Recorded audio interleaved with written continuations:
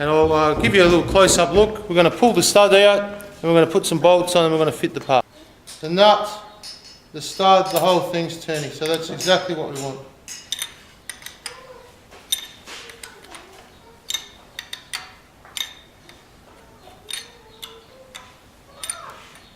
Now I did put thread locker on these, but it's you know, you get different grades of it, so I want it to be welded into the head.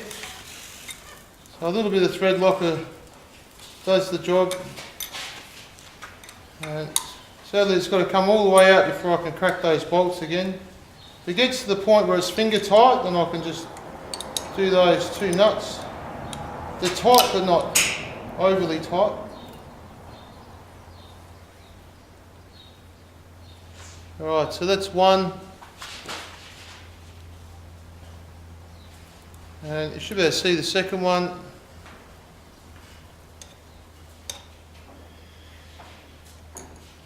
That one's got a bit of muck on it by the look of it. Don't think the bolts are damaged, the nuts are damaged, but they can sometimes get damaged, you know, like you've got to get it tight, start out, they can get quite tight. You can seal it up in a moment. There you go, it's just tight, and then it's nice and easy, and then I think you're better to see that. The whole thing's turning perfectly.